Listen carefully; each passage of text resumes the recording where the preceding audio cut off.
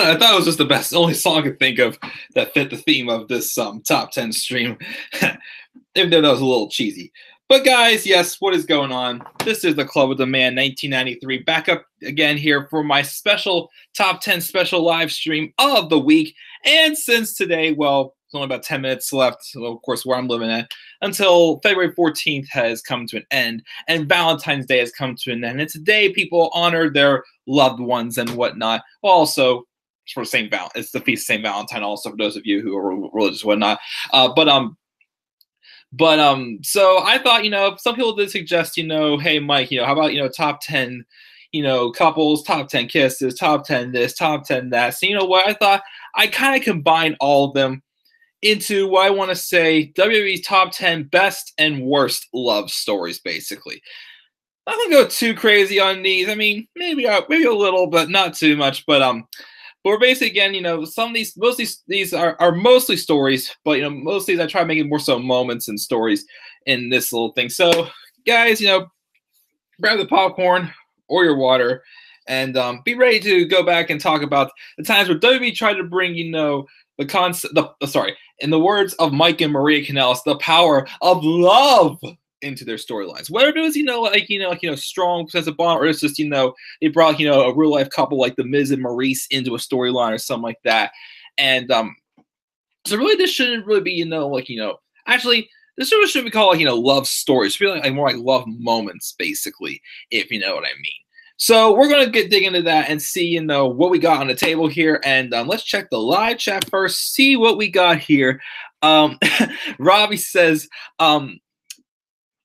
this entrance is brought to you by the power of love.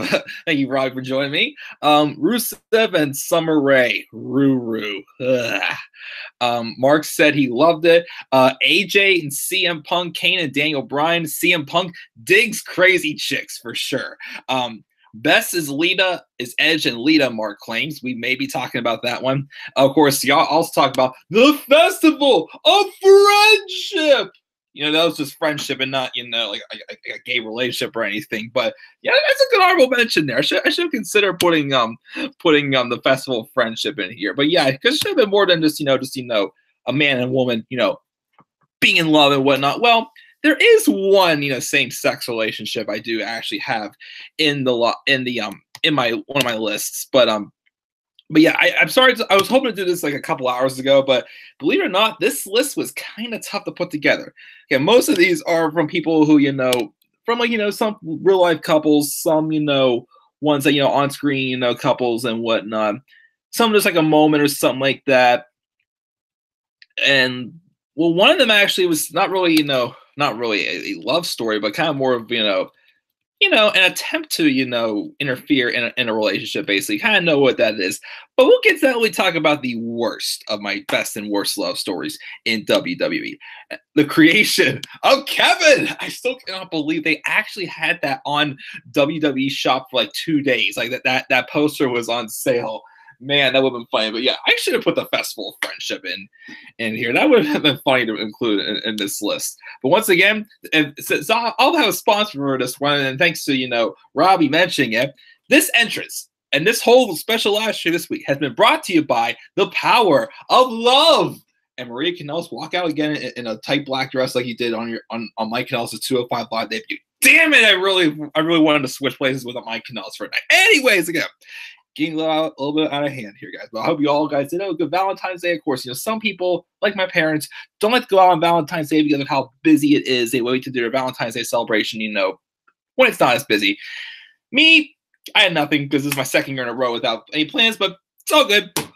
Demand will find the power of love again someday. But anyways, let's get rolling here. And I will start off with the top 10 best this time because I'm pretty sure Robbie knows, what my top 10 worst one is. So I want to leave that one best for last because boy, do I have a good one. Mark also says Trish and Stratus and Mickey James, weird.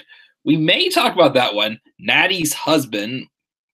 What about Tyson Kidd? What about Tyson Kidd there, Robbie? Where's my memory? The story of another one I should include. You know what? I actually saw an Instagram post earlier today. It was like, different, like, lovers and what on WWE. And the last photo was Tommaso Ciampa and Goldie. I should have included that. Man, I should have been a little more creative as with that as well. But oh man, you guys are giving me some good ones that I feel like I should have included. Some of these you guys mentioned I did include. But let's start off with the top 10 best ones. Because again, the worst ones I feel will be funnier to rant about for the most part, especially my number one for worst. But we'll get into that a little bit later. Let's start off, though, with the top 10 best love stories. Again, whether this was real love or, just, teased it, like had a moment there, whatnot, you know what I mean. This first one was a recent one. And yes, it was teased a moment of, more than just being friends, because this person was this guy's girl who was his friend. But it was very obvious that this guy had this more desires for this girl who was his friend. Duh! The first time around, I enjoyed. The second time around, not so much. But the first time, I did. And my number 10 was James Ellsworth and Carmella's pairing, basically. So this happened, shortly after James Ellsworth turned heel. After, for a few months, he was some, big underdog hero who was, just being used by Dean Ambrose just to, make AJ Styles look like a fool, basically. And I knew at some point, okay, this can only go on for so long, then it's going to get old. So WWE at least gave him something a little bit different to do, give him a new route by having him turn on Dean Ambrose at TLC 2016, and him feeling like, that, I gotta face AJ Styles, because if I do, I'll become the WWE champion because I've beat him 3 times. Like, you delusional idiot, you always need Ambrose's help to beat him. Of course, Styles did that sick Styles clash where Ellsworth pretty much hit his chinless, bottom part of his face off of the steel steps.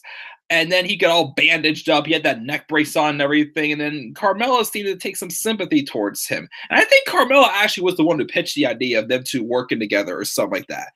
So Ellsworth and Carmella start hanging out and becoming buddies, even though it basically just led to Ellsworth pretty much, just get knocked around by the other girls that become just like, more like an intergender wrestler, even though at times it worked, but sometimes I was just like, okay, this is ridiculous. Such as, again, the second time when Ellsworth returned for the build for the second match with Carmella, again, all it did, as we talked about in our year review award special, Robbie, all it did was just have James Ellsworth, come out and just pretty much just, get beat up by Asuka every week, and just to be nothing but the James Ellsworth pinata at Extreme Rules last year, which again, I painfully watched that match, which was still awful. But the first time around, James Ellsworth was kind of like the cancer who kind of tarnished the women's Money in the Bank ladder match, because a man pulled the briefcase off and handed it to Carmella. The second time where almost the same exact thing happened, pretty much. But after that, it's like Carmella's basically just using Ellsworth just to get what she wants. And Ellsworth, obviously, Carmella's a pretty good-looking lady. Big Cass was pretty lucky. Anyways, gotta get a little off topic there. But Ellsworth, was just basically there just to make sure that Carmella didn't lose that, and Ellsworth was hoping for some favors in return, basically. You could tell. But one time I remember things started getting a little bad, and Carmella, was going on with a losing streak, and there would come a few times where she almost lost her briefcase. So Carmella pretty much tried to dump Ellsworth at first. And then one time, and he walks over to her, tries to talk, and then he's like saying he's sorry, he'll do anything you say. She's like, anything? Like, anything. First, she just plants him with a nice big kiss, and I'm like, dang, you lucky son of a gun. But then he gets slapped right across the face and walks away. Now, here's the thing, though. I forgot to put this one for my worst, because Ellsworth, I'm still challenging to that match at SummerSlam. But last year, when Ellsworth got written off by being fired from SmackDown Live after he was hitting on Paige for how many weeks, I was like, Ellsworth, James, buddy, listen, got back off there, okay? Paige got out of a bad relationship with Alberto Del Rio. She's mine next. I'm next in line. She's mine. So back off, Ellsworth. Back off, buddy. But But yeah, so that one, of course, unfortunately did not happen. But yeah, and then of course, Ellsworth was thrown off the first time after having a battle of the sexes match with Becky Lynch. And he lost to Becky, and then afterwards, all the women just basically just beat down on Ellsworth. Poor Ellsworth. And then he's gone to the Indies, and I knew at one point he was being the intergender champion. I guess he apparently made that title up himself. Who knows? But James Ellsworth obviously does have a strong side to him. But obviously, the role he was playing in WWE was only limited, I felt, for the most part. Maybe he'll be back again someday. Who knows? But yeah, he gets the kiss and then the slap from Carmella. So you partially got your wish there, Ellsworth, as it seems like. And guys, I just have to say this. You better be quiet before you start looking like Ellsworth. Quoting Tamina, who completely copied Charlotte. But yeah. But that's my number 10. Carmella and James Ellsworth. Number 9, I can talk briefly about this one. But the story with Chris Jericho, Trish, and Christian. So it was leading up to, what was it, WrestleMania 2021, like one of the earlier WrestleManias a while ago. And there was a story here where it's like, obviously, Chris Jericho and Christian, seem to be somewhat, buddies. But then obviously there was something going on with Chris Jericho and Trish. But Christian was kind of like, being the one, lurking in the background, acting like, hey, like, it's kind of like that bond where it's like, hey, I want to be like, like the best, like, friend that's a guy that's not, that's not your boyfriend, but it's like, like that next, like, closest thing to be, pretty much, basically. But obviously, we knew Christian had more desires, which, again, point it at, Trish was always a pretty good looking lady. But it eventually led to a match at one of the WrestleManias. Again, I think it was WrestleMania 20 or 21. I can't remember which one it was off the top of my head. But I believe whoever won the match, again, because I haven't watched that WrestleMania in a while, afterwards, Chris Jericho and Christian start jawing at each other, and Trish got into the ring to try to break it off and like get the boys to settle down. And it looked like that she was going to stand up for Jericho, but then she's trying to get him to calm down, but then bam, slaps him across the face, and they both go onto the stage, and Christian and Trish, man, they start necking on the stage, and poor Jericho's just in the center of the ring, just crushed and just like, no, can't do this to me and whatnot. And funny thing was one time I remember one of my buddies asking, yeah, you still with that one girl? And I said, no, not. And then one of my other buddies was sitting there, he's like, he didn't pull a Trish and Christian on you. I'm like, what are you talking about? And he pulled that clip up again. At the time, I can say no, but a couple months later, I can kind of say yes. It kind of did happen for me. But that was definitely one of my favorite, moments of watch. One of my favorite heel turn stuff to watch, where just Trish turned heel for like only like 14 months, and I think she went out with an injury, then came back as a baby face. But Trish did be able to work both face and heel very well throughout her career. But that was definitely another one of my favorite moments involving, like a love story or love and whatnot. So that's why that's my number 9 is Chris Jericho and Trish Stratus with Christian. Number 8, I gotta give some credit to the It couple, Miz and Maurice. So, Miz and Maurice, have been married for several years now. Of course, they both met through WWE, but they never really worked together until Maurice came back after WrestleMania 32. She's been in the ring like very rarely, like here and there, but you can tell that she's not really, in as best of wrestling shape as she was back when she was an active wrestler and Divas champion caliber. Now it's like she seems like more of like a valet who just rarely gets into the ring. So like a match here and there with her, I can't complain. But I feel like these two, really, I mean, they haven't been like, like a love story or anything on camera. But I feel like, what they represent, like, just works really good. And it's also been like, the pairing I feel that's really elevated Miz's career from, the moment that, Maurice returned and helped, and she slapped Zack Ryder's father, and she helped Miz win the Intercontinental Championships, like, here and there, like, giving him, like, the hairspray and whatnot, to, like, the spray in the opponent's faces when the referee was not looking, and like like helping out his jams. I mean, like like there's sometimes you get sick of people helping out jams, but here's the thing: Miz is so great on the microphone, so arrogant. He speaks a lot of truth. That yes, sometimes the comeback. The truth is so good that the comebacks that like the comebacks on him, like John Cena, like telling him off for making fun of Nikki Bella for not having any kids and whatnot. Whenever at the time they didn't have Monroe Sky yet, but like the comebacks on Miz are always so good. Like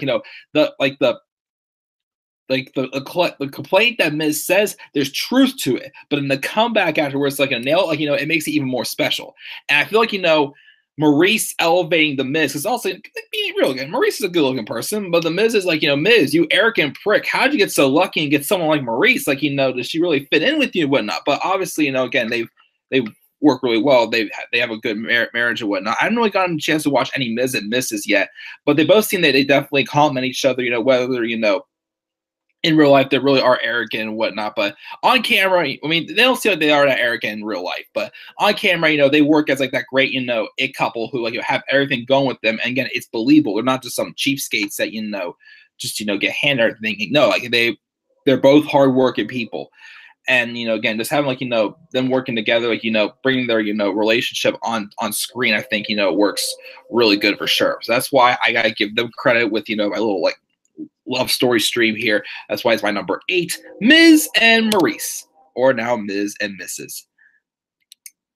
Number 7. Now this one I have not really seen much other than this moment that happened, but obviously we've seen this moment in several highlight reels, and the people involved with this moment honestly makes it stand out a lot to me. The Rock and Trish share that hot kiss backstage. I believe I watched a clip earlier today. I believe Trish came backstage telling Rock thank you for backup he gave her earlier on that night or something like that, and she kissed his cheek. And Rock just looked at her and it's like, is that all you got for just saying thank you? And he said, well, let The Rock show you how he says, you're welcome. And again, once again, Trish, The Rock, is that smooth talking dude. We all know him. And Trish Stratus, of course, who, as I said before, women in tight black clothing really turn me on. And Trish was doing that. And they just shared a nice one pretty much together. And then when Trish walks away, Rock the camera's like, yeah, he should have said, you smell what The Rock is cooking now. He should have said or something like that. But that's another moment that I gotta say, it's definitely, very well known. And another one of my top best love moments or love stories as well. So that's why it is my number 7. The Rock and Trish sharing a kiss backstage on Raw back in 2001, I believe it was. But that is my number 7. Number 6. Now this one has its good, has a little bit nitpicking. I just have to say, based off a little bit like a plot hole in this storyline towards the end of this one. But my number 6 is AJ Lee in 2012. AJ Lee had quite a crazy year in 2012. She started off as being the valet and the girlfriend of Daniel Bryan. Going into WrestleMania 28, where, as Daniel Bryan said, that was the kiss of death. They shared that good luck kiss before the match at WrestleMania 28 for the world title, and turns around and Sheamus bro kicks him right in the face and pins him for the victory. And then, of course, AJ Lee had to face the wrath of 18 seconds. And after that, AJ just went crazy. Daniel, pretty much broke it off with her. Of course, then she was going after, CM Punk, who, AJ Lee claimed that her and Punk were soulmates, which is kind of true because in real life, they did get married and they still are, which cracks me up because whenever I heard a couple interviews with Punk and he's talking about her, he calls her Ape. Like, I know her real life name is April, but think about it. AJ Lee, small, tiny little woman, adorable little woman, but Ape, like when I think AJ Lee, I think again small, tiny, adorable, attractive, sweet, beautiful. But I don't think small, but big, strong looking and hairy, whatnot. It does not fit like pretty much like it just cracks up when he calls her ape. Um, but of course there was that storyline. Then Punk flat out denied uh AJ's proposal to him. But then, of course, that's what led to eventually them having, because that's what Daniel Bryan and Punk were feuding. Of course, Bryan won. Well, of course, it was when they found out that AJ Lee was going to be the special guest referee for their match at Money in the Bank, which Punk won. Daniel Bryan was trying like make things right with AJ and say, come home, AJ. But then, of course, they both received slaps across the face, and they even got pushed off of the top rope and fell into a table themselves in a match on Raw, I believe it was. And of course, there's a moment there where Kane kind of got involved. It was a little bit weird. But this kind of went a little downhill with the whole scandal with John Cena. Because at the time, I think John Cena was divorced, AJ Lee was single, and then AJ, due to, the suspicions of her and Cena, she stepped down from her role as general manager. So it was still being ruled a scandal. But if AJ Lee was not working anymore, couldn't she have, I don't know, couldn't she have, still, been okay dating Cena if they were both single, basically? Like, what was so wrong with it? Like, after, AJ, stepped down as general manager, but of course Vicky Guerrero kept going after her and attacking her. But it's like, okay, like what else is there to prove? Basically, like it went from just a scandal to just a basic, love story. But the thing was stupid was, AJ and Cena kept denying it for weeks, and finally at one time they were just like, "Yep, we did it. So what?" Basically, but they kept denying it, and I don't know, it just got weird, basically. And then, of course, we had AJ turn on Cena at TLC, costing the match. Then she starts doing it with Dolph Ziggler. But I still think my favorite moment with they're basically the segment where, they're basically telling Vicky, yep, we did pretty much. But like AJ just grabbed Cena and just really started, laying the tongue in there and everything on him, basically, before Ziggler came out and started beating down on Cena. But yeah, but that story again had its parts where it was definitely like entertaining, with AJ's being some just like crazy chick who was just like always smitten with all these guys. But then when it came to the part with Cena, there was some plot holes there. I thought it was just a little bit weird, and it didn't quite make sense to me. Although when she turned heel at the end, it kind of proved that what like Daniel Bryan and like a couple other villains were saying like for most of the year. No offense, but they were kind of right. She was just a crazy, over dramatic bitch in some ways. But it was still entertaining to me, like in some ways. But again, that the last portion of it, I'm just like, okay, this is like watching it. I wasn't watching wrestling all the time back then, but I was just like, okay, watching all through. I see the highlights of that run. I'm just like, okay, that was a little bit of a weird ending to that story, but basically, you know what I mean. But that's it for the first half of the list. We got Carmella and James Ellsworth number 10, Jericho, Trish, and Christian at number 9.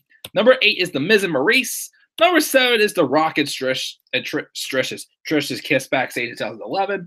Number 6 is AJ Lee in 2012. Let's check the live chat and see what we got here. Let's roll up here. Oh wow, we got a lot here. I think we're right here. What's up, Lauren? Thanks for joining us. Carmella and Ellsworth, Rob mentioned. What's up, Jay? He says, best love relationship, Ambrose and Mitch the Plant. Oh, rest in peace, Mitch. Don't we miss you? Lauren's favorite love stories are Triple H and Stephanie, which that's a good one. Edge and Lita, which, oh yeah, that one for sure. Jeff and Trish. I know Jeff and Trish is something going on. Orton and Stacy, that's right. I think they did have a moment, I remember. Cena and Maria. I remember the kiss, but I don't remember what else happened after that. Ambrose and Renee. I'll be real with the awkward commentary with Ambrose, with being out there, Renee kind of being weird and acting like she has no clue what's going on with him, like outside the ring. Like, I don't know, the awkwardness kind of like got me a little like not sour, but like head scratching on that one a little bit. Cass and Carmella unfortunately broke up, but that one was all right. Jimmy Uso and Naomi, which not bad, except today they got arrested, and they got welcomed to the Uso Penitentiary. I'm so bad. Brian and Brie, oh for sure. Brian and AJ, the kiss of death. Orton and Kelly, was that on screen or was that just backstage? Cena and Tori, forgot about that one. Eddie and Vicky go in there, and Ziggler and AJ. Oh boy. Cena and Nikki, just name a few. Robbie, Nia and Nia. I can't talk today. Nia and Enzo. Let's not forget Triple H and China. That's a good honorable mention. And HBK and Sunny. Forgot about that one. Yeah, Enzo and Nia's was yucky for sure. Did you know Dolph Ziggler and Maria had an on-screen relationship in 2009 for real? I did not know that one. And apparently also didn't Ziggler also recently date Dana Brooke also? And we were also supposed to have Strowman and Alexa tease in the mixed match challenge, which a little awkward, but okay. Worst couples are Paige and Del Rio. I mean, off screen, yes. Ellsworth and Mel, she didn't like. Kane and AJ, Zack Ryder and Eve. We'll talk about that one. She didn't like Vicky and Edge, and we'll save that one for later, Lauren. Daniel Bryan and the Bella Twins. That storyline I kind of made. Yeah, that storyline where it's like, Daniel Bryan was getting hit on by the Bellas, only to find out he was dating Gail Kim or something like that. But was kind of what started the relationship with Bryan and Brie in real life. Who's Bryan and Nikki? Oh boy. Who's Wang Yang and Tori? I have no idea who that is. I can't wait to hear you. You will be, yes. I also love Christian and Trish and Jericho as a couple, but hated the triple threat love story between them. We will get to again that one, Robbie, later on. Don't forget about Rich Swann. I like the way Neville would say his name, Rich Swann. Shut up, Rich. And Mae Young and Mark Henry gave birth to a hand. Kane and Kelly. I know they were a thing. Victoria and Dijkstra, whatever that name is, it was bad too. I don't remember that one. Mickey and Cena heard about that one. Morrison and Molina, yeah, I knew about that one too. Victoria met above with a typo. Sable and Vince, although Sable was pretty hot, but now look who she's with. Brock Lesnar. China and Eddie was great too. That's an honorable mention, but again, I haven't seen many highlights of that one, so I can't really talk about that one too much.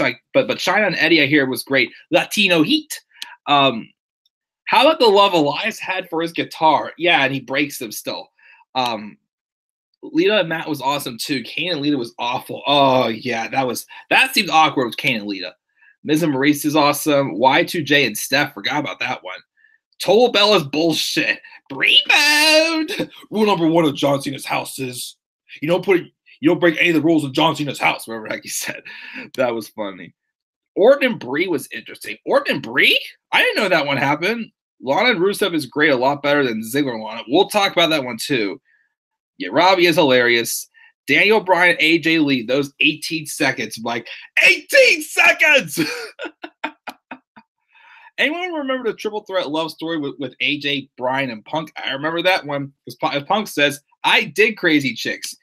Sometimes whenever I think I used that line one time when I was talking to my sister because I was telling her about a couple wacky experiences I had with girls. And my sister was like, you need to find yourself a normal woman. I said, hey Steph, I dig crazy chicks.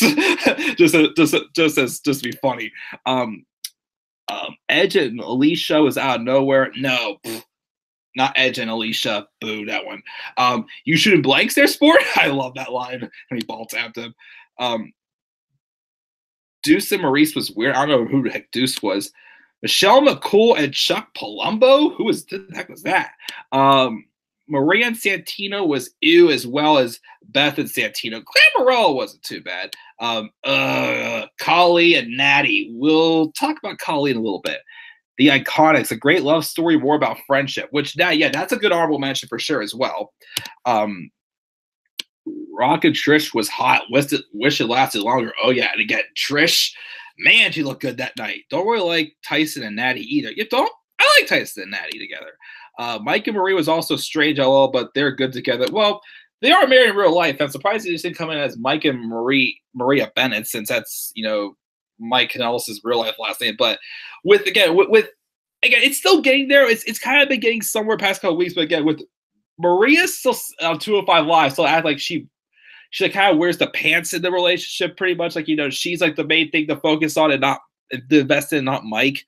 I feel like, it's really been working out, but still, again, when she came out under 205 Live doing that in that hot black dress, I'm like, Mike, please switch last names with me for a night. Get a little too out of my head.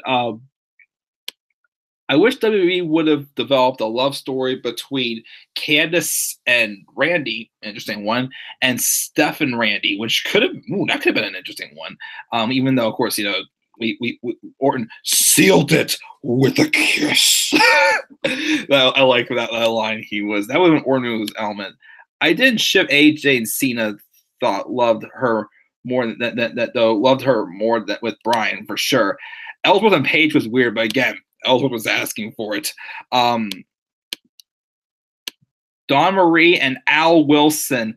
Gross. Don't remember that one. Xavier Woods and Francesca. Oh, yeah. And Francesca number 2. How many times he blows into her? I'm getting a little too far there. Jerry Lawler and the cat didn't know what happened. Angle and Steph she thought was weird. Actually, that's on one of the positives. Big Show / Joy Giovanni. Who the heck is that? Mike Knox and Kelly. That was random. Santino, Morella, and Tamina? Whoa. Santino, Morella, and Tamina. What? I'm glad. I don't remember that one, thank goodness. I got another top 10 for you. Best WB kisses of all time. Could probably do that sometime. I didn't know Santino and Tamina were a thing. Oksana and Teddy Long and Crystal was strange. Oksana was hitting on Teddy Long. Weird. Dijkstra and Mickey was weird as well. Don't remember that one. Eve Torres, Zack Ryder, and John Cena. We will definitely talk about that one. The AJ and Cena couple was forced in Lauren's opinion. Again, it just kind of came at a time where just like, again, that was 2012. Apparently Cena's worst year of his life. But there's a lot of stuff that felt forced in general with Cena that year. But it was just weird. But again, it's like, it was just obvious for months they're doing it. They kept saying, no, we didn't. We did. Finally one day, we did it, basically. Can't deny that. They had a couple of hot kisses, basically. How about most recently? Mandy Rose, Jimmy Uso, and Naomi. Well, I have something to say about that one later on. But, of course, the best part of that was seeing Mandy Rose in that black lingerie, for sure. But, again, get a little carried away here. Lauren didn't like the love story with Ryder, Eve, and Cena either. I did not either. We'll talk about that later for sure.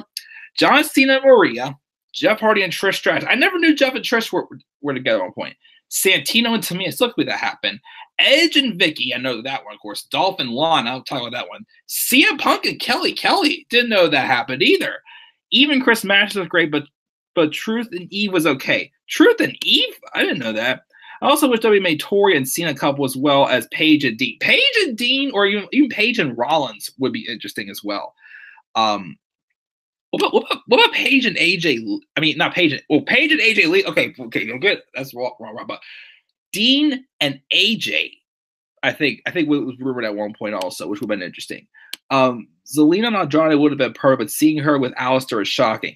Right now they haven't really teased, more than just a business relationship though with Zelina and Andrade. Gargano and Candice is okay. Still getting to know that one. Why did Jimmy Uso get arrested? Drunk driving. Well, Naomi was the driver. They were both kind of drunk. They were driving on a one-way street. Naomi was actually the driver, but Jimmy Uso got out and pretty much told the cops to put him up, basically, and he got arrested. But again, that's his third DUI while under WWE contract, so doesn't look too good. Best Macho Man and Miss Elizabeth. Ooh, we will talk about that. Jimmy Wang Yang and Tori Wilson back in 07 was weird. I don't remember that one. Carlito with Tori and Trish was ew. Didn't know that one either. Trish and Mickey. Maybe we'll talk about that one. Lesnar and Sable Y, don't know. Billy and Chuck, don't remember that one. Candice and Jeff would have worked great as well, possibly. Punk and Kelly, don't remember Punk and Kelly. Oh, we'll get to that one, Lauren, and my worst ones with Fandango and Layla. Summer Rae and Ruru, get to that one. Randy Savage and Miss Elizabeth was great, although there was a little bit of irony behind that one. Orton and Mickey would have been epic as well. I actually would have liked that one. Paige and Natty, strange. No lie, Mike, shortly after the 2010 with the Usos, Tamina was smitten with Santino and even slapped him on his ass. Oh, God. Again, I'm not saying, Tamina doesn't deserve anyone, but, oh, goodness, Tamina and Santino, it just doesn't fit for me. It just does not.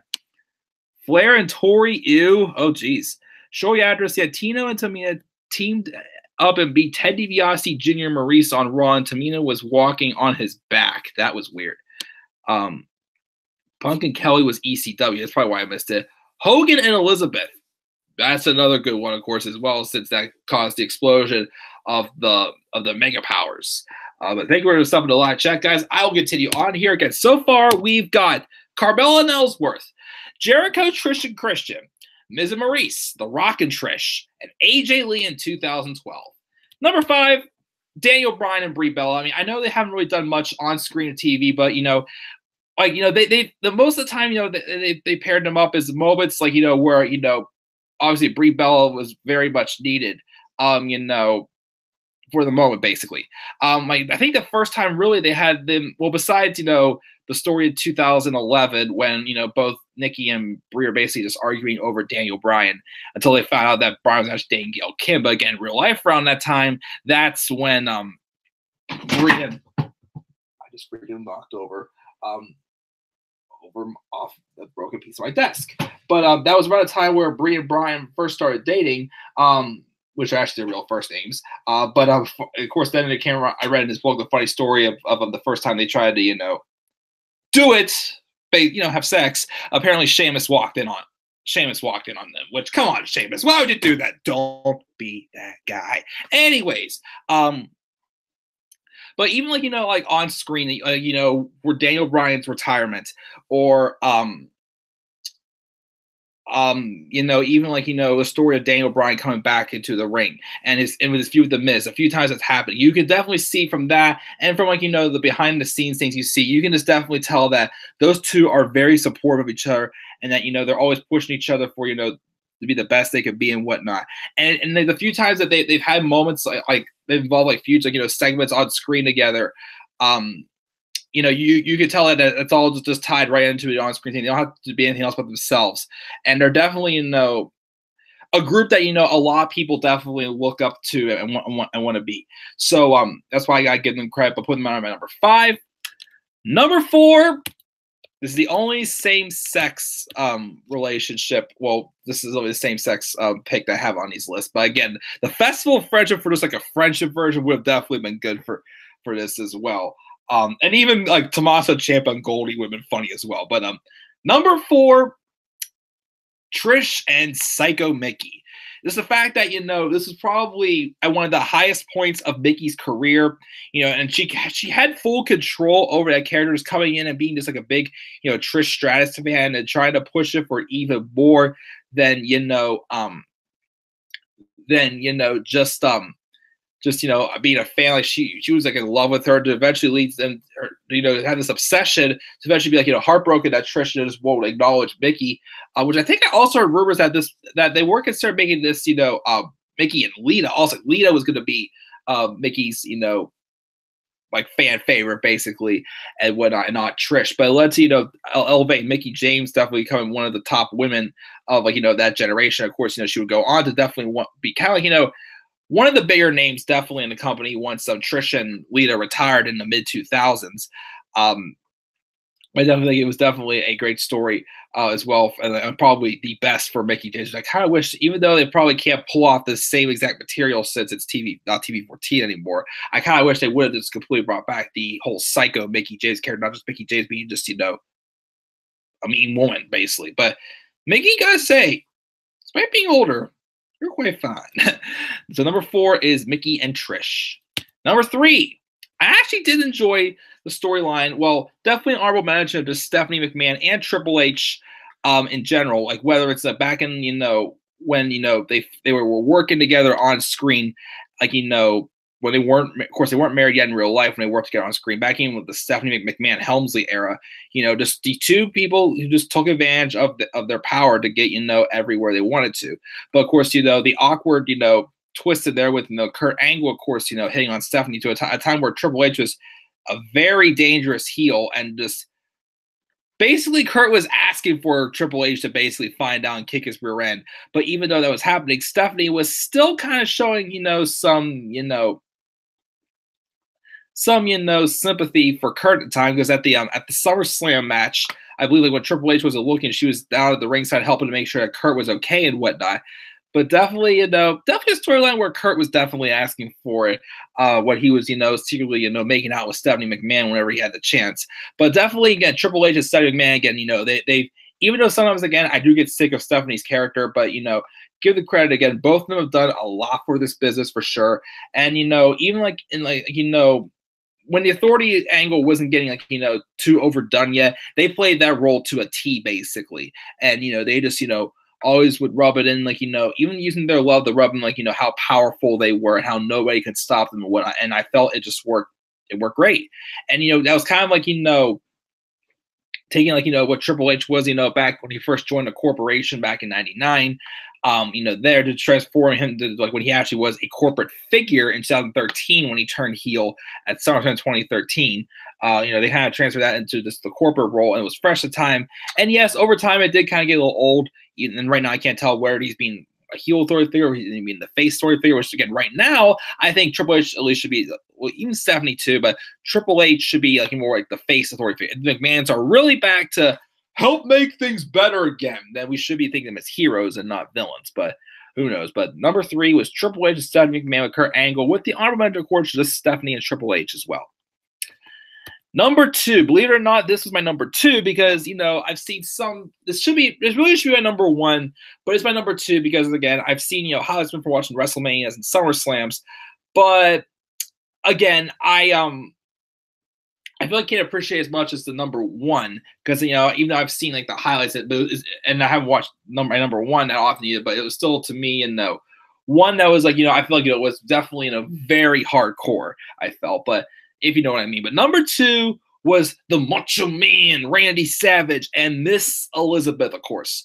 They were, in real life, they were together. On screen, they were together. But then, of course, they split up after the whole issue with Hogan kind of hitting on her and whatnot. And, it led to the split of the Mega Powers, and eventually it led to the storyline with, I'll understand a little bit. It led to the eventual, them splitting up, and then Macho Man, going on to, be with Sensational Sherry, who just, treated him like garbage, of course, at WrestleMania 8, I believe it was, that retirement match against Warrior, I think it was. And then, after a couple years of them being split, Elizabeth came to the ring and they reunited. And then that SummerSlam, like that year or the following year, I can't remember, it was just that same year, the SummerSlam ended with their on-screen wedding. But the irony was, in real life, they had been married, but the relationship in real life was falling apart at the time. I think it was only like a year later they actually did get divorced. And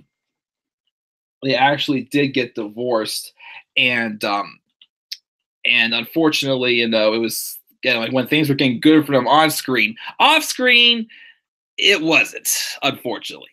But that is my number 2, and my number 1 has to be something that I felt, the third person, of course, involved in this storyline took him a lot of guts probably to want to be able to bring this story into WWE, into like, real life TV on WWE. Like, take this real life story and actually make it, a way to entertain the audience, of course.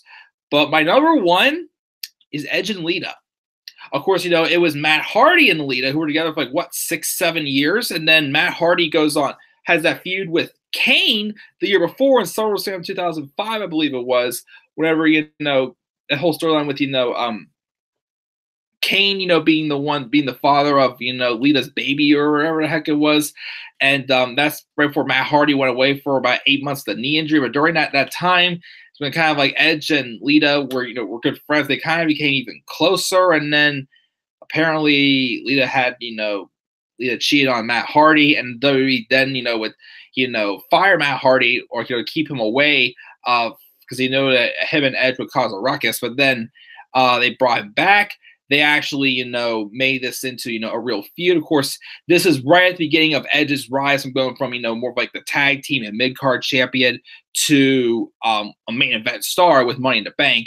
But I really felt, the power. I mean, yes, he was with Vicky Guerrero also, which was, work for him. I feel like, the better run was when they were power coupled together with Edge and Lita for sure, because Edge was running the main event. Lita, of course, was running the women's scene as well, and again, trust me, they had a lot of pretty hot moments, especially, of course, their live on-screen sex celebration. Of course, I think the only time that's ever happened. Of course, we just saw them go underneath the covers. I mean, who knows? They actually did do it. Maybe they did do it. Who knows? I don't know. I don't know if they actually did do it in that scene or if they just acted it out. I'm pretty sure there were other times, but I'm gonna stop right there. But my number one is Edge and Lita, and also Matt Hardy in there also too, because that storyline, again, I give Matt Hardy the all the credit for wanting to let that story,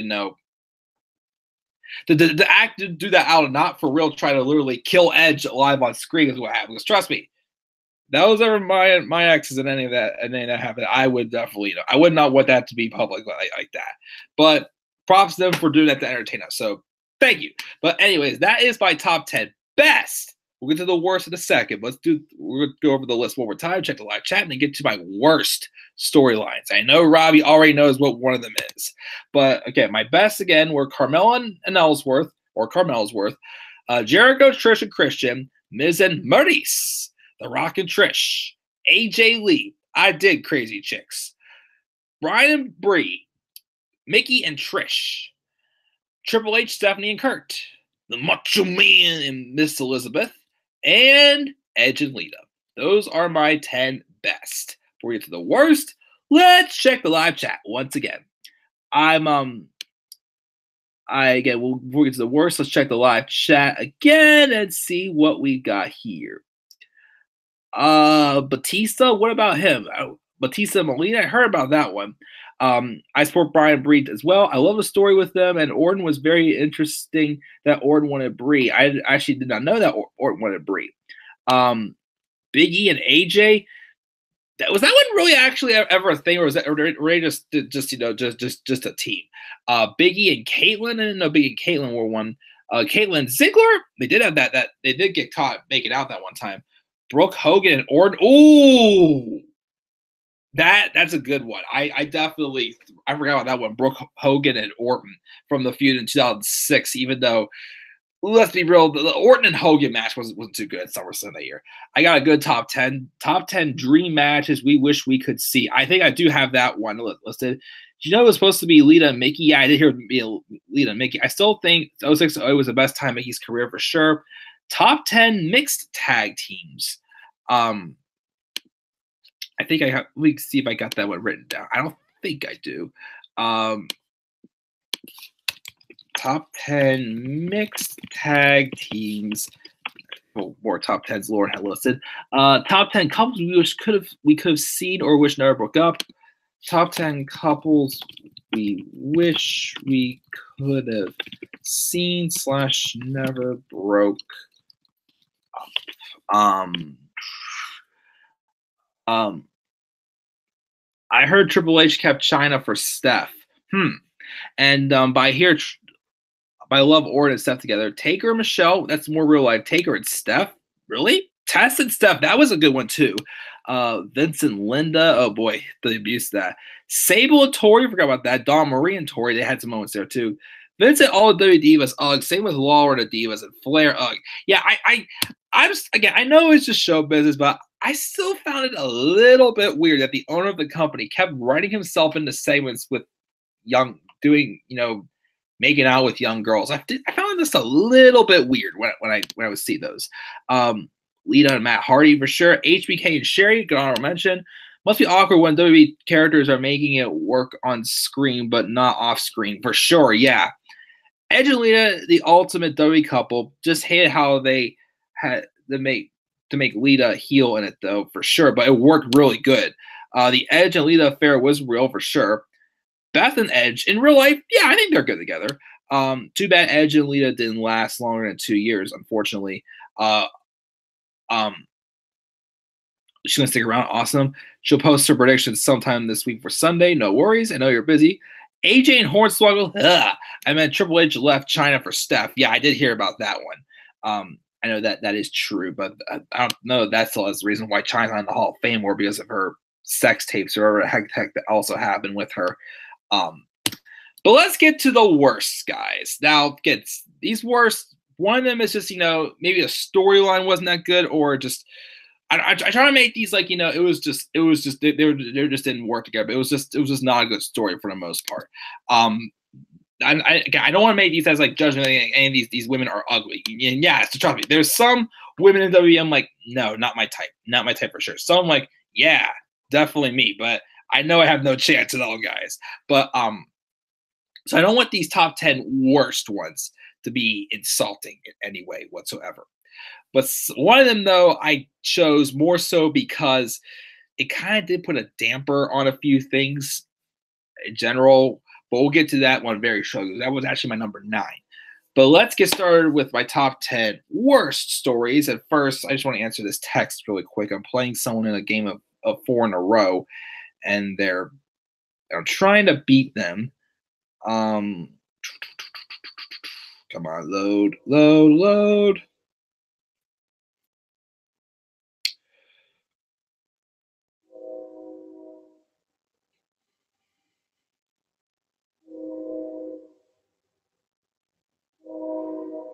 Okay. Anyways, so getting back to the stream. So let's get to the top 10 worst storylines of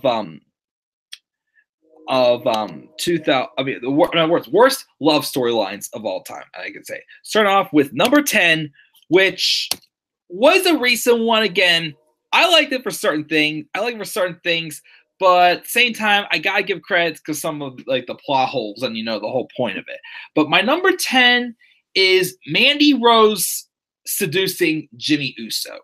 So so my first thing is, okay, I get it. I appreciate WWE for trying the storyline with Mandy Rose and Naomi just to give like Mandy and Sonya some momentum going. Because I do feel like even though there has been some plot holes in the storyline, it definitely though has given Mandy and Sonya some type of momentum for sure. Sonya, improving in the ring and showed she's more of the in-ring talent, where Mandy is more of the mouthpiece, even though her wrestling ability is not as good probably, which is why I still also personally don't think Mandy though is ready to be a champion. That's why I don't want to see her fight Asuka for the championship at WrestleMania. Like maybe a little bit later on this year, sure, but I don't think she's ready yet to be facing Asuka at WrestleMania though. But the first thing is yes, we understand. Well, I see, Mandy was trying to, get in the way of Naomi and Jimmy's marriage. But, the relationship with Jimmy and Naomi seems very like rock solid already. Like, why would Jimmy all of a sudden change his mind and, go after Mandy Rose, basically, or fall for Mandy Rose's tricks? Like, I didn't get also, why, he would even go to Mandy's hotel room. She told him to meet me at the hotel room. That's getting a little crazy there. But of course, the good thing about that scene, we got to see Mandy in black lingerie, which is pretty sick. But anyways, but that didn't quite make sense. And just for him to just walk in there and just like it's like go on there, just like, come on, man, what are you doing? And then for Naomi just to walk in, just walk afterwards and brawl, like how did I don't know. I thought they could have got a little bit of an interesting turn with it, but then what just didn't make sense is again, though, like following 2 weeks later or so, or what we just saw this segment where they revealed that apparently Mandy was after Naomi because of how Naomi treated her during the Tough Enough tournament. Now, first off, remember this: Naomi was a heel during the Tough Enough tournament, which I get sometimes, bring like, back, footage from like years ago when someone was, a villain and now they're a baby face. That could kind of make an interesting twist to it. But that, I just feel like this did not work because Mandy, who's supposed to come across as this hot woman who, is, very, easy to draw an eye to, all of a sudden is having some sob story about her boyfriend left her because of that. And it did not work. And to me, it kind of screwed up the angle a little bit. Again, yes, I appreciate it for, giving Mandy something else to do, but at the same time, it kind of hurt the story a little bit. It kind of made Mandy still kind of weak. Like at first, like Mandy's like this, this hot blonde who's just really, showing that she's, someone there, and her strength is her sex appeal. But then that right there just kind of made her look go like, and make her more about like being a sob story, not just some woman who thinks, any guy would want to, get it on with her, basically. But again, I appreciate it still for the Black Lingerie scene hotel because, can't pass it up. But anyways, still like those plot holes, kind of like hurt it for me. And that's why it's my number 10 on my worst love stories in WWE. Number 9. Now, let me, of course, just, say right now, again, it's not just because of the people who were involved, but the stuff that kind of hindered this a little bit why I put this on my list is my number 9. John Cena and Nikki Bella. Now, again, don't get me wrong. I've said this how many times. Nikki Bella is one of the hottest girls I've ever seen on live TV. I'll say it right now. I'm flat honest that. And I was slightly jealous of John Cena. But again, I know I have no chance for anyone on live TV. Anyways, but so John and Nikki seem to work well until, of course, they split up. And, even I've never watched Total Divas or Total Bellas, but it's obvious from emphasizing with people that, John Cena and Nikki didn't seem like, they kind of wanted different things, it looked like, like in life, like, like Nikki wanted a family and children. Cena at times seemed like, he wasn't for it, basically, you know what I mean? Even though he did propose to her, but again, they broke it off like a week or two before the wedding, a Cinco de Mayo wedding they were supposed to have. But here's the big reason why I put this on this list. First off, it's kind of the reason, she fell into that trap of having that Divas title reign just to spite AJ Lee. Now, again, if someone else would have, broken AJ Lee's title reign, okay, but Nikki Bella, okay, she was probably one of the very few women's wrestlers when she first got the title at the time that I thought was actually decent in the ring. But I didn't think she was that great to be able to, break AJ Lee's Divas title reign. Like, Paige could have done it. Naomi could have done it. Charlotte could have done it if they would have. Yeah, well, Charlotte. See, so Charlotte had the Divas title until, WrestleMania, where she got put on the women's title. But I think combined with, that Divas title reign transitioning into the women's title reign, she had already passed up Nikki Bella, I believe, in how many days as champion, I think. But there was that championship reign that was just god awful, and it just, really put a damper on the women's division for sure. And then another thing is this relationship kind of dampered on the plans for WrestleMania 33. Because originally, what I hear, I think John Cena was supposed to face Undertaker at WrestleMania 33. But that changed because when the idea pitched of them doing the mixed match, the mixed tag match, because Cena had plans on proposing to Nikki Bella, which, I give him credit for doing that because, that's how they met, wrestling. And, the proposal happened and whatnot. But think about this. It did not go through. And originally, I think we were supposed to get Cena and Undertaker. The WWE Championship would have had a more qualified match because it was supposed to be Randy Orton and AJ Styles. Because Orton was supposed to win the Rumble the whole time. And he was supposed to defeat Bray Wyatt at Elimination Chamber and then go on to face Styles at WrestleMania. Which, even though I still wouldn't have liked him, not putting over Bray, it would have still been at least a good match if it was Orton and Styles. I would have been okay with that. And then The Miz, Well, first, here's the thing. Things I've heard. First, I've heard that Jericho and Owens were going to face for the Universal title at WrestleMania. He was going to defeat Owens, and then Brock was going to kill him off at Payback, which that would have been awful. But of course, that's when Goldberg, of course, was brought back and whatnot, and that kind of changed there.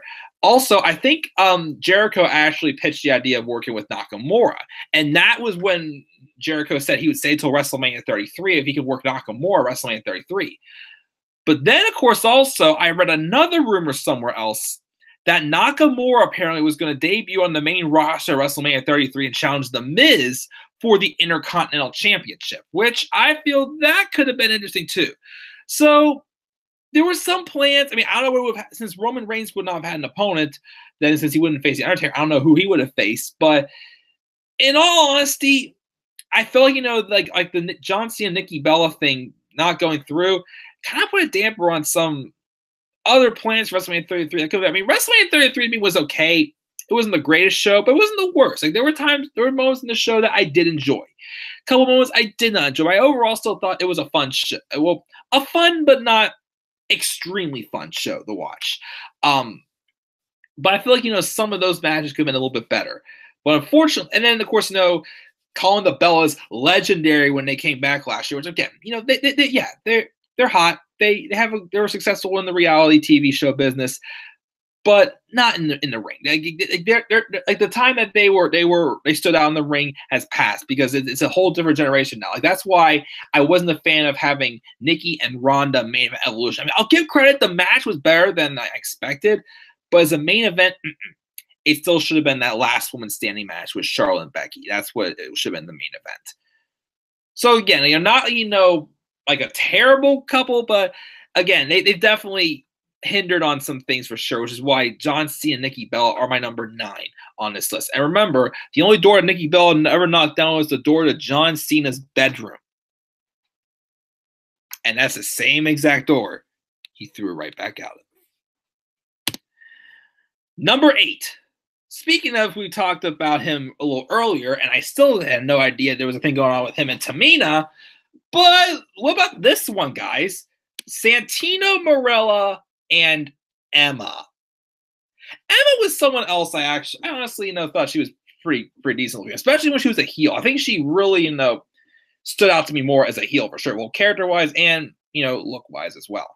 But I didn't dig this one. Like this was a one of those low card couples. I felt basic, that couple that you felt like didn't care. Like it's on the same level as the brief, love story of, I don't know if you remember this one, Adam Rose and Rosa Mendez.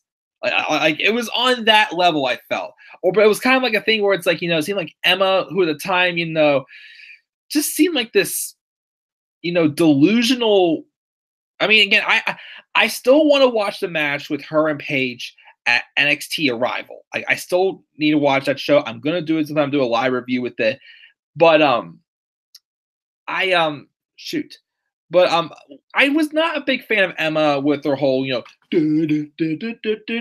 Like she just, even with this relationship with Santino, like I know Santino was meant to be funny, which I'm sure at times Santino was funny, but towards the end of his career, he wasn't doing it for me. And him being with Emma, again, who just seemed just so delusional, where Santino thought it was more, but Emma never made it seem like it was ever more than that. I don't know. It just wasn't one of my favorite couples. I can more so say it just was what it was, but to me, it was not one of my strongest. That's why I got to give it my number 8, Santino and Emma. Number 7. Now, this one could have been higher up on my list if it wasn't for the guy involved in this feud getting fired. But number 7 was from last year. Enzo Amore and Nia Jax. How you doing? Just came completely out of the blue. My goodness.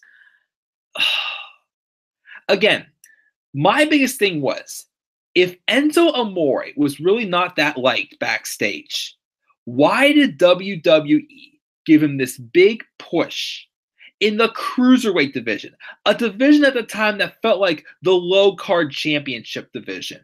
Literally, I still do not get it to this day. And the thing was, again, as I mentioned before, apparently, again, Enzo was supposed to have a big part in Raw 25. Okay, he was supposed to lose the Cruiserweight Championship in a card game. Nia Jax was going to win it back for him.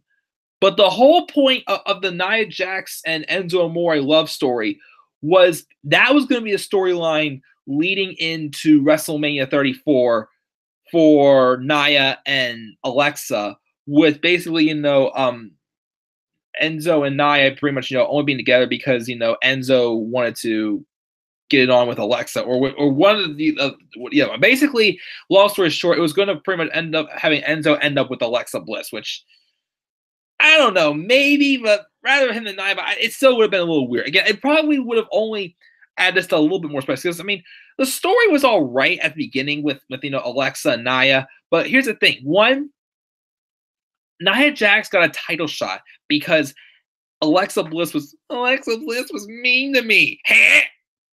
And then again, the second match they had, that Backlash and that whole bullying campaign thing was just awful thing from Nia, because a few weeks later Nia was being a bully again. It was stupid. But there was that, and yeah, it just didn't sit with me. I'm just like, okay, Enzo Amore, is being treated like a complete joke right now with this cruiserweight push she's getting, making this division look more of a push. And Nia Jax is a big monster woman, but now still being this soft teddy bear for Enzo Amore, basically. Or as Robbie called him one time, the walking chia pet. But yeah, definitely one that was bad and stopped right where it could have gotten a lot worse, I felt. So that's why it's my number 7 on this list. Enzo Amore and Nia Jax. Number 6, Fandango, Layla and Summer Rae in 2014. I completely forgot about this one until I was thinking back on some old ones. So for a while, Summer Rae and Fandango were dance partners. You guys remember? Da da da da da da, and he beat Chris Jericho WrestleMania 29. Wanted to be absolutely nothing. I'm sorry. In the words of Xavier Woods, nothing. So then one time I randomly saw on the internet that they announced that Fandango and Summer Rae had broken up. It wasn't an off-screen breakup. I'm not sure if they broke up in real life or if they were really together or not. I don't know at all. But apparently that's when, Fandango started dancing with Layla, who was all right. I wasn't really the biggest Layla fan, but I never really hated her either. Although I feel like she was better. She played a better role with Lay Cole, except for Piggy James. Oh, God. So Summer Rae then returns on the TV, and then Layla and Summer Rae start getting into these big cat fights and whatnot over Fandango, and of course, they both kept sharing kisses with Fandango and everything. It was just, I'm just like, okay, this looks like a complete train wreck. But then eventually it led to a match between the two of them at Money in the Bank in 2014 with Fandango as the special guest referee. And think about it, if the whole point of this was, have like a resolution to this, it probably could, I feel like it would have been better off, even though it would have done nothing for any of these three, to have, Fandango's basically say, what, if you two keep fighting over, if you two keep fighting over me, that I can't deal with this anymore. I pick neither one of you. I need to find something fresh for me, basically. Which, in real life, that's the case. Like, when it comes with something with two lovers, I feel like a lot of times people, after a while, just realize, hey, if I have to pick between one or two of you, I obviously need to be in a fresh life. Then I pick neither of you. Well, instead, it was not just that Fandango didn't turn on them; they turned on Fandango. And it just made absolutely no sense. It started dancing. It's like what? You guys best friends now? It didn't do anything afterwards to any one of them. Because I think that was shortly before Layla retired, I think, or something. I don't know. And where Summer Rae, pretty much would then go to almost nothing. Also, again, she didn't even show up at all after. Well, I think she had neck injuries as well, but she didn't even show up after the superstar shakeup happened. Although she went on to be in love with Ruru. But we'll get to that one shortly.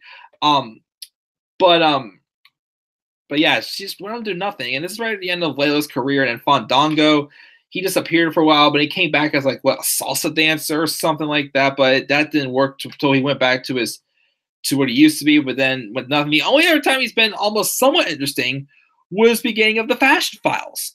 But then it went nowhere. And now he's been what, out injured? I don't know. He's been gone for a long time now, and Tyler Breeze has been jobbing on main event again, and whatnot. Although he put on a great match recently on NXT with Ricochet for North American Championship. That was an awesome match. But yeah, this just did nothing to me. I was not a fan of it, and it was stupid. So far for worst, we got Mandy Rose seducing Jimmy Uso, John Cena and Nikki Bella, Santino and Emma, Enzo and Nia, Fandango, Layla, and Summer Rae. Live chat. Let's see. In real life. Let me see here. I think we were right here. Johnny and Candice, I like them. Foley and Belina, forgot that. Gail, Kim, and Daniel Bryan, sure. Cody and Mickey in 07. Didn't know that one happened, but okay, cool. Cody and Brandy, they're killing it on the indies. Bray and JoJo, ooh, that little affair there, whatnot. Yeah, that's an interesting one. Maria and Ziggler, didn't forget about that one. Didn't know that one happened. Manny and Jimmy is weird for sure. Booker T and Charmel, oh hail King Booker. WWAE, one of your WWE posted Hornswoggle and Finley as a couple. What? No thanks. Maurice and Hornswoggle, don't remember that one. Melina and Foley, I think I remember that one. Rollins and Seth would have been interesting. I actually agree. Mandy and Graves and Corey Graves could be interesting. Yeah, because he was trying to console her. Corey, back off, man. Let me console her. Alexa and Buddy Murphy in real life, sure. Enzo and Lana, no. Nakamura and Asuka would be epic. Actually, Nakamura and Asuka, honestly, would be a really good intergender match. Like, well, NXT Nakamura and NXT Asuka would be an awesome intergender match, I feel.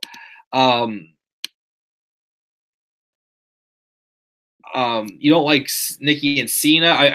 I went over that already before. I think they're okay, but at times they're so bad together, to be honest. Yeah, again, I thought that's why I felt too. Again, I didn't think they were the worst, but at the same time, again, that relationship ended up falling apart, and because of it, again, there was a couple things that were kind of hindered, and it probably wouldn't have happened, you know what I mean? But again, it wasn't the worst, though. I felt Bella Twins' mom and John Laurinaitis. Oh boy, my name is Mr. John Laurinaitis. I'm married to Nikki and Brie Bella's mommy. Oh boys. Yeah, I did hear about the rumors that Cena wanted Nikki to break AJ's reign, which again I thought was a little strange. Cena and Steph from 03, didn't know that one happened. Ted DiBiase Jr. Maurice, didn't know that one happened. Mania 33 could have been better. I was there. The show was 7 hours long. Because probably went to the pre-show too. You still poor thing. Still understand how WWE made Santino such a ladies' man. Yeah, I'm not sure. Rosa and Primo, didn't know what happened.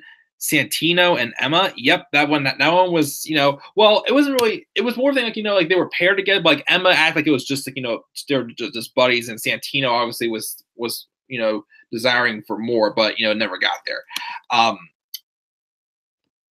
Yeah, I heard about that. Yeah, about Enzo supposed to be ending up with Alexa instead of Nia. Those that lead to that. Please don't say Cedric and Alicia again, Lauren, please. Wade Barrett and Alicia Fox, I heard they did date. Jinder and Alicia. Mel and Truth. They're still just buddies. Seem like they're not really dating, but sure. But he did want to pin Carmella. Walking Chia Pet. That's what Robbie called him, I think, one time. Rock and Lon 2016. You look fine. And the Layla Fandango Summer Race run was for sure. Dillinger and Peyton Royce. Yeah, I dig the Perfect 10 and Poison Ivy. Didn't know Summer Rae and Fandango day in real life. I'm not sure if they did or not, but I know again, I found out that their on-screen relationship was done like over the internet. It wasn't revealed on storyline. Henry, Mark Henry and Mae Young, that was such a sucky and weird storyline. Oh yeah, it gave birth to the hand. You know, my friends was saying at Raw 25 they should have brought back the hand all grown up or something like that, which would have been funny. Data Tonga and Jay Hudd, who's that? Summer Rae and Ziggler, we'll get to that one shortly. Yeah, Finn Balor and Kathy Kelly, I'm sure are cute. Brandy and Cody Rhodes are great together. Orton and JoJo, didn't know they were a thing, was also rumored. In real life, after his divorce, Mickey and Orton was rumored as well. Interesting. I heard that they had something in 09. Don't know if it's true. Who knows? Santino and Maria. Santino and Beth. Santino and Beth, I was all right with. Santino and Maria, don't remember. Yeah, Nikki Cross just got married to Killian Dane of Sanity, which again, Killian Dane is awesome, WWE. Use sanity. Otunga and Jennifer Hudson. Didn't know that one happened, but and yes, Mike, I can't wait until you talk about that one love triangle. You know, wink, wink. Oh yeah, Robbie, I did it at the end of 2017. I will gladly do it again to end this review. That's why I did the worst ones last. So we're ending this on a epic note. I can't say a bright note because it's not a bright note at all. All right, guys, let's get to the top 5 worst love stories in WWE. Number 5, the love triangle with Edge, Vicky Guerrero, and The Big Show. So this one was kind of towards the end of Edge and Vicky's on-screen marriage power couple, which they were all right, but I still don't say not as good as Edge and Lita. Edge and Lita was definitely the best for Edge. So this was a storyline here. Edge had I think this was the year, yeah. Edge was WWE champion, and then he entered I think this was the year he attacked Kofi Kingston before he lost the WWE title match. Or was it 2009? I think it was 2009. Or if I be wrong, I can't remember. I believe it was the year Edge came into the year as WWE champion. He dropped it at Elimination Chamber, and then in the main event tonight, he came out and attacked Kofi Kingston and replaced him in the world title match, and he won, became world champion. Okay, so he goes to WrestleMania, and I don't know how, but The Big Show qualified to be his opponent. John Cena, though, who was world heavyweight champion, yeah, beforehand, until Edge came in and wait, no. Then see, I can't remember that now. What year? I think it was either 08 or 09. I feel like it was 09. Whichever year Kofi was in the chamber, one of the years. But anyways, either way, however it got there, Edge was the world champion. Big Show was the challenger. And at first they were just like, okay, let's focus on making WrestleMania history. John Cena comes out, getting involved just because, I guess. And he reveals some backstage footage of Big Show and Vicky Guerrero making out while Edge was in the shower. And Vicky saying something like, I hope you win at WrestleMania, and just slapping Big Show's big ass. Yeah, remember Big Cass? Big ass! That's such an awful theme song. But anyways, so that's where Vicky, you got some splaining to do. And like, I watched a couple more segments from this little love triangle, which to me it just did nothing.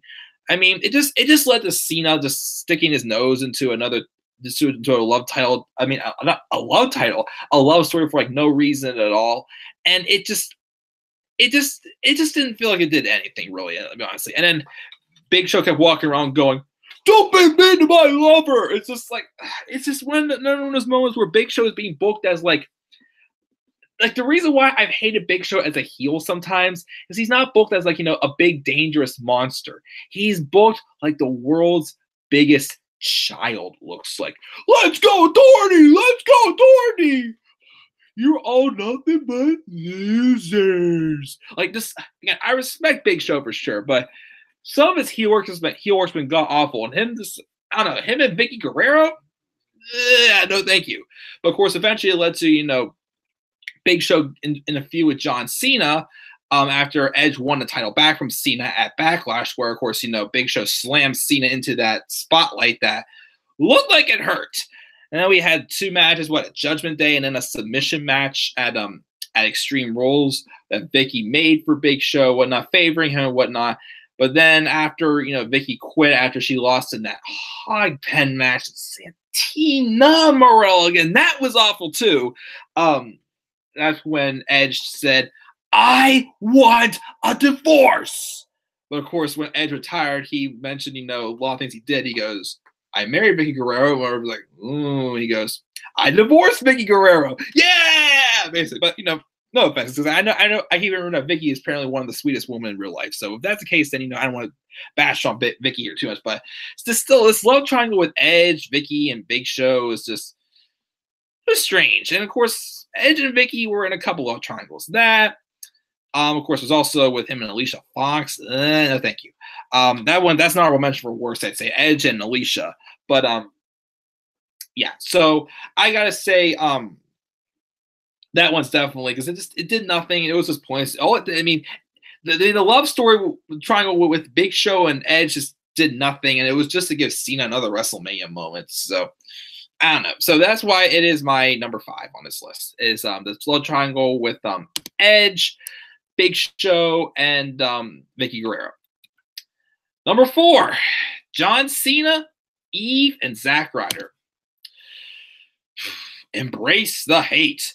This is, of course, where Kane was playing all those mind games. I'm saying this feud was just a waste. It was one of those feuds that was just, we all knew that John Cena was going to be facing The Rock at WrestleMania 28. It just basically gave Cena something else to do until it happened. And Kane was just going around making Cena embrace the hate, trying to embrace that dark side pretty much. And he used it by throwing Zack Ryder into the frame. Because at the time, there's something going on with, Eve and Zack Ryder. And then, of course, then she starts hitting on Cena. But then, of course, it's revealed later on that Eve is just, using the guys just to, further herself into her career. Because, remember, she came special assistant to John Laurinaitis after Laurinaitis became permanent general manager for both Raw and SmackDown. People power! But yeah, this whole storyline was just stupid. Yes, it led to a nice hot-looking kiss between John Cena and Eve, but, it was the beginning of the downfall for Zack Ryder, and then that corporate times of Mr. John Laurinaitis, I'm the Executive Vice President of Talent Relations and General Manager for Raw and SmackDown. People power! Of course, leads to one of the worst matches I've ever watched. John Cena and John Laurinaitis, the main event of Over the Limit, over CM Punk and Daniel Bryan. Ugh. Anyways, but yeah, definitely another awful one at number 4. Number 3, Dolph Ziggler and Lana. Now, I liked this one at first. Even though it was Rusev and Lana splitting up, it was right at a time where Rusev went downhill. I mean, yes, it did lead to John Cena's amazing U.S. title run and, bringing out the best in his opponents, but not so much for Rusev. And it led to him and Lana, on screen splitting up. And then Lana immediately starts to go after Dolph Ziggler, which I'm like, all right, Dolph seems like a guy, he can be a ladies' man, it looks like, or something like that. Let's give this a shot. But of course, first thing that kind of turned me off from this is Dolph admitting that, he felt that Lana only came after him just to make Rusev jealous. But it felt, but it's like after a while, it means like he kind of just went along with it. I'm just like, okay, that there kind of made me feel like, okay, Dolph's already looking like, a heel to begin with. But then they had that thing where teasing that there was something going on with Dolph and Summer Rae. Like, I thought the whole point of this feud with Rusev and Ziggler was going to introduce Lana as a competitor. Because at the time, she was definitely over. Rusev was still, the hated, un-American, basically. So I thought, okay, maybe this is going to help, Lana gain some. Okay. But then Lana got hurt and she just suffered that wrist injury. And then again, the whole feud just fell apart because that whole awkwardness with, whatever was going on with Summer Rae and Dolph Ziggler again. I didn't get at all where that storyline was going to. And then what put the damper on it was the revealing in real life of the photos of Rusev and Lana getting engaged. Now, but here's the thing though.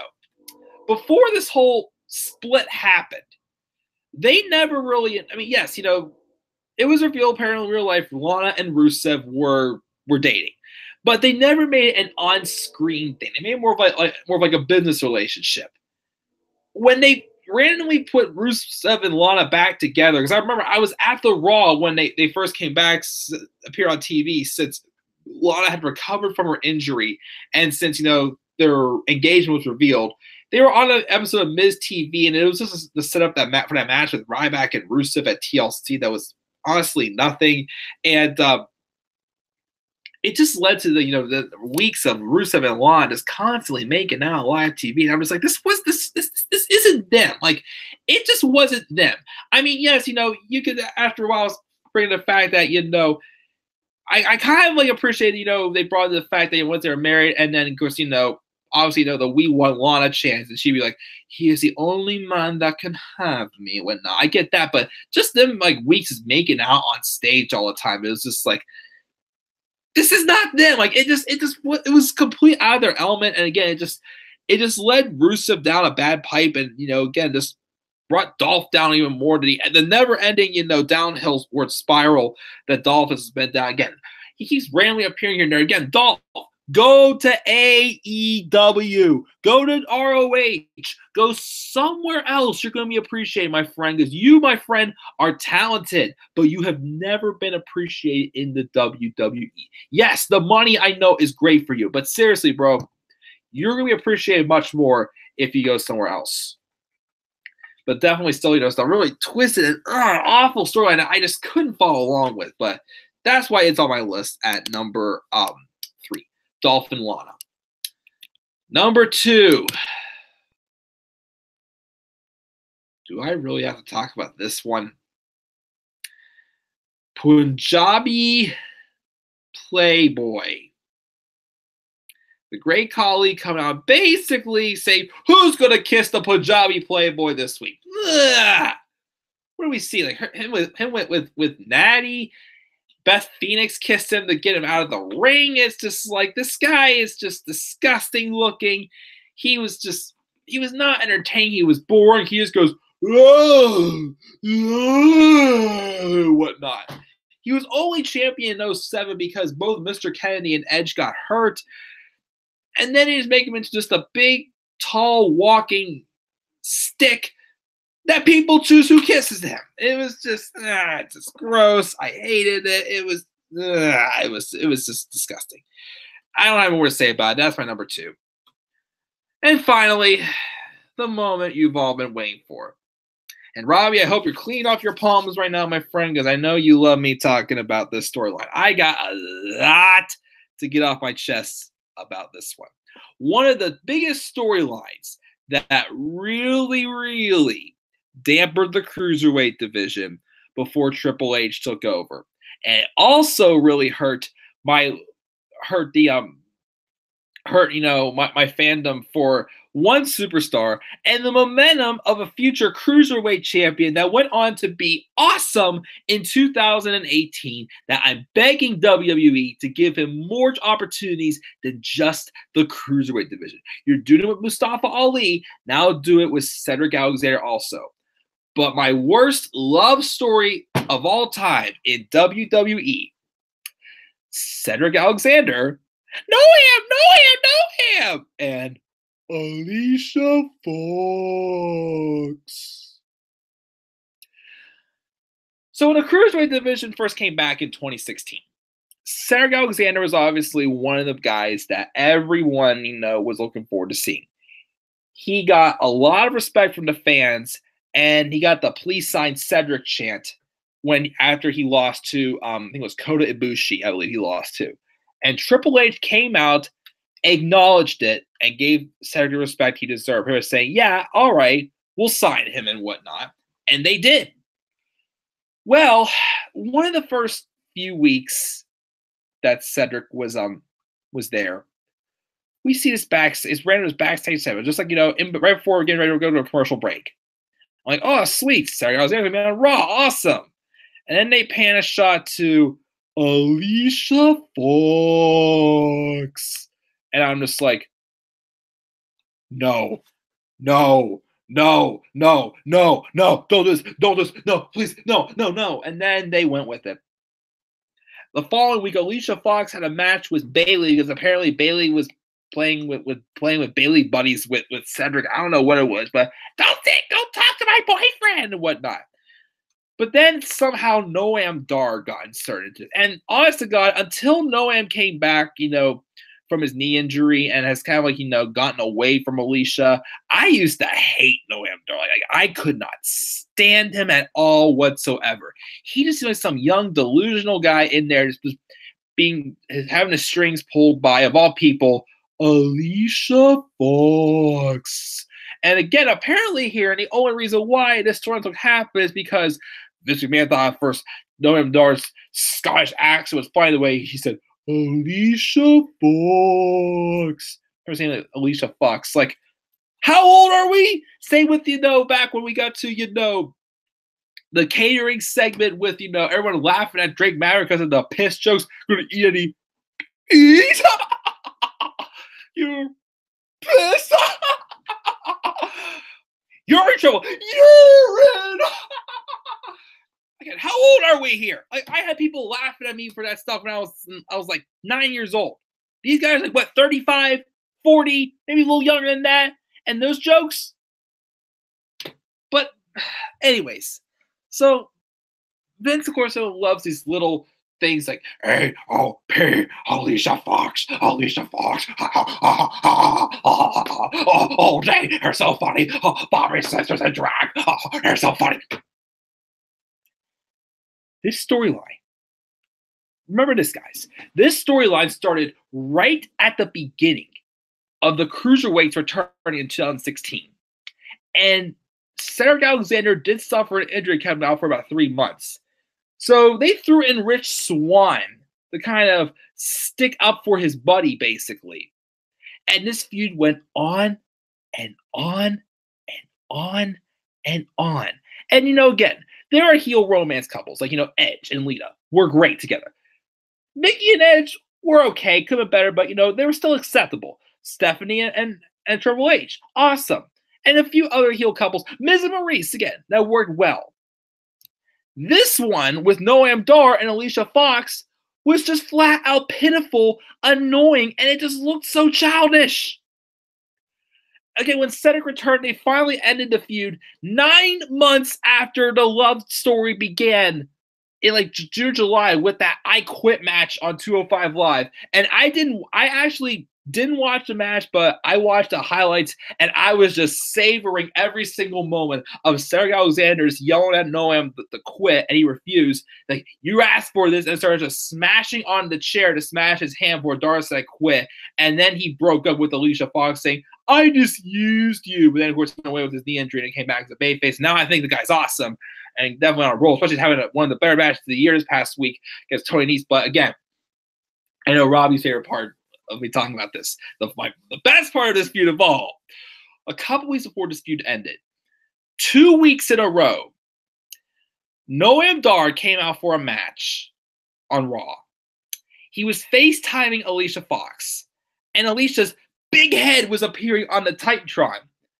And Dar is saying, Alicia, I gotta go. I have a match. Alicia Fox being a delusional idiot, like, no, Noam, don't go. No, Noam, don't go. Noam, don't go. No. It's like, why can't you let the guy go wrestle his match? Like, what? What is so important that you can't let the guy just do his job? He sets the phone down in the corner, which I don't know how no one's stomped on and broke it. And all you hear for the whole match is, Noam.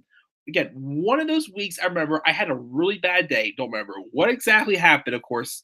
But I just remember I was in a really bad mood. I'm watching Raw. it was shaky enough the way it was because that's the time where Raw wasn't that watchable. And keep in mind this too: before Alexander came back, this feud was on the main show of Extreme Rules 2017. It was the mixed tag match with Rich Swann. Shut up, Rich. Sasha Banks taking on Noam Dar and Alicia Fox. That made the main card of Extreme Rules, but yet the cruiserweight matches we get today, most of them don't make the main card, and it pisses me off. And I still feel violated every time I say that. But anyways, I was really pissed off one day. And Noam Dar and Alicia Fox said, Alicia screamed, Noam! And I literally got up from my couch, leaned to my TV, and just full of Jericho screamed, "Would you just shut the hell up?" Not like that, of course, a little bit better. My voice is getting a little strained from the like, no am. But I was just so pissed off that day. And when that happened, I was just so annoyed. I'm just like, would you just shut the hell up? Just terrible. And to me, that's one of the storylines. That's what, again, Vince McMahon wanted the Cruiserweight division to be just so character driven. And it turned just, an extended 1 hour bootleg edition of Raw. When Triple H took over, yes, there is character development, but it feels like a wrestling show. It feels focused on bringing out the best talented wrestlers on that show. And that's why it feels more special. Not just like a comedy fest. Again, Vince McMahon needs to realize not everything needs comedy. Not Bobby Lashley, not the club, not Cedric Alexander, Noam Dar, and Alicia Fox, but not everyone does. But this has hurt the Cruiserweight division. It was a painful 8-9 months to get through. It hurt my fandom for Noam Dar, and it made me want to see Alicia Fox leave more. Although, again, someone said there was an interview where, you listen, you do kind of gain some sympathy for Alicia, which I haven't listened to it yet. So maybe I'll change a little bit after hearing that. But, oh, gosh, I wanted to snap. This feud drove me so insane that I just wanted to snap so many times watching it. But yeah, guys, there we go. We got through them all. My top 10 best and worst love stories in WWE. Brought to you by the power of love. So let's go over the list one more time, and I'll check the live chat, and then we're out of here. So for best, we got Carmella and Ellsworth, Jericho, Trish and Christian, Miz and Maurice, Rock and Trish, AJ Lee in 2012, Brian and Brie, Mickey and Trish, Triple H, Stephanie and Kurt, Macho Man and Elizabeth, and Edge and Lee at the best. For worst, Mandy and Jimmy, Cena and Nikki, Santino and Emma, Enzo and Nia, Fandango, Layla, Summer Rae, Edge, Vicky and Big Show, Cena, Even Ryder, Ziggler, Lana, Rusev, Ruru, and Summer Rae, the Punjabi Playboy, and No Am, and Alicia Fox are my worst. So that, guys, was a little different treat to talk about my top 10 love stories to celebrate Valentine's Day. Check the live chat one more time, and I'm checking out here because I am very tired. Let's see here. Let me see where was that? I think we were right here. Lauren told me about Edge, Show, and Vicky. It was so random. Neither one ended up with Vicky. Nope. Well, Edge was, but that's, one. There are many affairs with others. Cena also got involved in that as well, for sure. JBL and Jillian Hall didn't know what happened. 2009 is where Cena lost a chamber match. And 2009, that was the year of Mania 25. JBL, Jillian Hall were never a couple, just managed and client. Maybe, yes, I'm not sure. I never saw that one. I guess Vicky got her revenge on Cena in 2012 when she revealed AJ and Cena. What a turnaround. True, but at the same time, the storyline was just like, okay, AJ and Cena did it. Cool. It didn't really, AJ didn't really do anything wrong, though, my thing, though. Show and AJ, what? That was weird. Oh, yes, right. Big Show knocked over AJ Lee that one time. Big ass for sure. Show and Cena feuds are boring. I agree. Overdone for sure. Big Show getting fired by Laurinaitis was ugly. Only to come back and help Johnny Ace beat Cena at Over the Limit again. That was so stupid again. We had a main event of 25 minutes of John Cena beating up a general manager for 25 minutes just for Big Show to come in and knock him out. Just because and remember, no WWE superstar was not allowed to help out Laurinaitis, and anyone who did would be immediately terminated.